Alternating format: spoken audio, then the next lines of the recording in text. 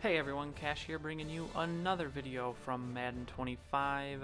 Today we are in week 13. We're going to be taking on the Cleveland Browns, the 2-9 Browns, coming off of a victory last week, a surprise victory I will say, against the Houston Texans, who we will be facing again next week. But this week we have the Browns. They are the 23rd ranked offense, 16th ranked defense. Pretty middle of the road for stats there. We got a great chance to win in this one.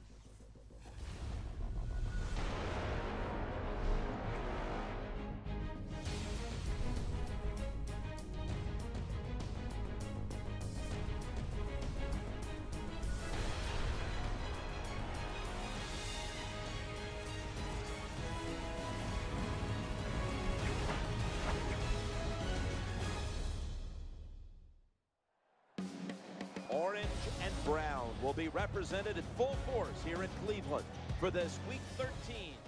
All right, and here we go. We're going to pick this one up on the kickoff. Denard Robinson back. We lose the toss. We are receiving here. Denard Robinson taking this one out of the end zone. Got a great chance of bringing this one back. It's got to beat a couple people. It's not going to make it past those two guys, though. Takes it out past the 50-yard line, though. Great start for us here. Blaine Gabbert in at QB again. This is his third or fourth start in a row. Finally kind of settling on a QB. He has played pretty well, not really well, but pretty good. We got Justin Forsett here in the backfield. Our starting running back since the Week 8 trade of Maurice Jones-Drew to the Jets. And here we go on 3rd and 1 on our first drive. Gabbert was back, could not complete the pass here, so Josh Scobie comes in. A very makeable field goal, but he comes up a couple yards short on this one. Tim Tebow, the holder, pretty upset about that. So we come up empty on our first drive, so we give the ball back to the Browns here. This is their first drive. You take a look at their offensive starters. Joe Thomas, the solid rock there at left tackle. Josh Gordon, the amazing wide receiver. Time stamping myself a little bit. The last couple weeks, Josh Gordon in real life has been amazing. He's got back-to-back 200-yard receiving games. The guy is just unbelievable, especially on that Browns team. He's got Whedon throwing to him. He has just been amazing. So here we go. Whedon on 2nd down, handing off to Willis McGahee. He's going to take that one for just 1 yard. So they're facing a 3rd and 9 here on their first drive. Whedon going deep to, not sure who that was there, but the pass was incomplete. So they come up empty on their first drive as well. We go 3 and out though on our next drive. So we're giving the ball right back to the Browns. Whedon hitting Jordan Cameron here on 1st down for 18 yards. As the Browns are inside Jaguar territory. A couple plays later, it's 2nd and 3. Whedon going deep. Had somebody open there, but overthrows it just a little bit. So on 3rd and 3, going to Obanaya with a little fullback dive. Cannot make it. So in comes Lawrence Tynes, the Browns kicker, and he is able to complete the field goal. It is good through the uprights, so the Browns take a 3-0 lead. And here we go on our next play. Forsett taking the toss, and he is gonna go. Can he get into the end zone? No, he can't. He gets chased down. I'm not sure who he got chased down by, but based on the number, I think that was a defensive lineman. I'm not sure how. He can't. That's 97 there. Comes from all the way from the other side of the field. I am not sure who that is, but that guy is speedy, and he is large, and he chases down little Justin Forsett there. So we cannot make it in the end zone. Next play, Javon Ringer in there for spelling the tired Forsett. He cannot make it in. Next play, though, Ringer walks into the end zone. Touchdown. So we are going to take the lead 7-3 here in the first quarter. On the first play of the Browns' next drive, McGahee taking the handoff there, picking up a solid 6 yards. He's got almost 20 yards on 5 carries here in the first quarter. Next play, Whedon dropping back. He has got Devery Henderson for the first down. Play after that, McGahee taking the handoff, stumbling his way for a 9-yard carry. Running game working so far for the Browns in this one. As the next play, we got a halfback toss. McGahee is going to take this one for another first down as the Browns are now just outside the 20-yard line. Whedon dropping back, going to get sacked. Tyson Alua coming in for the sack. So here we go, 3rd and 12. Whedon needs to pick up some yards, it seems like, for them to stay in field goal territory. And Marvin Austin coming up the middle for back-to-back sacks. That is going to knock them out of field goal territory. They are forced to punt. But, again, the Jaguars go 3 and out, so we give the ball back to the Browns. We are now in the second quarter already facing a third down. Whedon dropping back, gets hit as he throws, but completes the pass to Cameron, the excellent tight end. Whedon there, 6 completions in a row. He's got a halfback screen here, going to McGahee. Can he get a couple blocks? Yes, he can. Cannot make it past that guy. Could have got a possible touchdown there, but the defender makes the stop. Just a 12-yard reception, but another first down, and the Browns are right back in Jaguar territory here as McGahee takes the carry for another first down. He's up over 50 yards. Whedon now 8 completions in a row. They are inside the 10-yard line here. Whedon dropping back, has someone.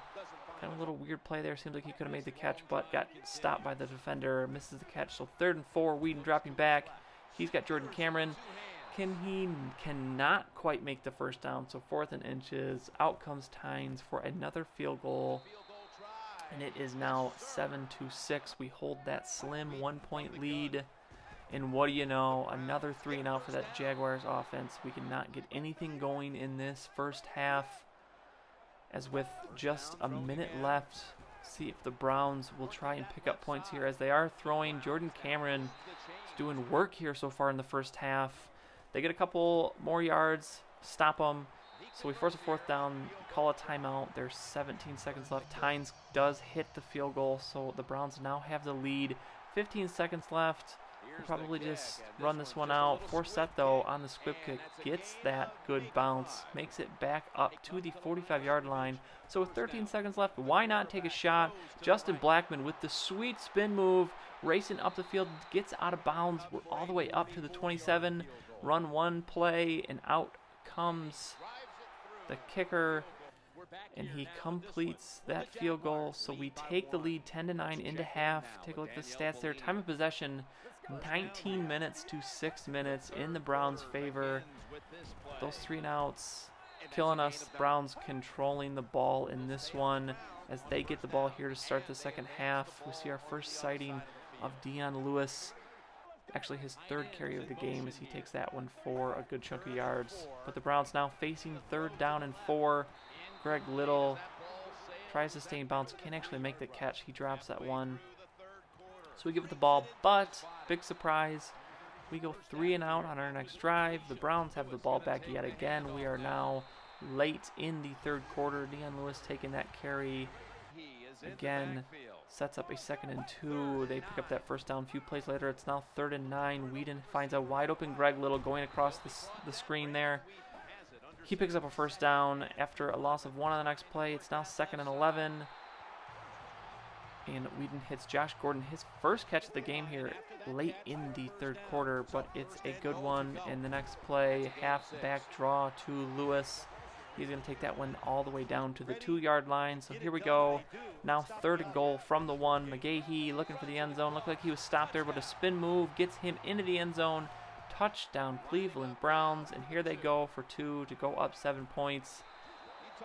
Cunningham with the catch there, and the 2-point conversion is good. So we are now down a touchdown. Justin Forsett here looking to go back to work and go to work no more as he is hurt. Actually going to find out here in a little bit. He has a broken jaw, so he is going to miss the rest of the game. Gabbert, as you see there, 4 of 13 for 69 yards. Folks, we are in the 4th quarter. Those are horrible numbers as Cecil Shorts gets hurt there on that reception. You see there, Justin Forsett, broken jaw. So we are going to be without our starting running back for the rest of this one. All up to Javon Ringer as Gabbert, with actually a nice throw there, hits Mercedes Lewis.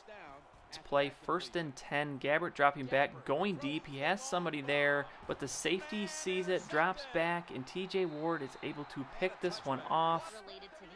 Did not really see the safety there, to be honest, and he was able to fall back and pick that one off. And we were driving there. Looks like we could have gotten at least a field goal, so that is a big turnover, as the Browns, already holding a big advantage in time of possession, are going to continue to move the ball here as they are now past the 50-yard line again.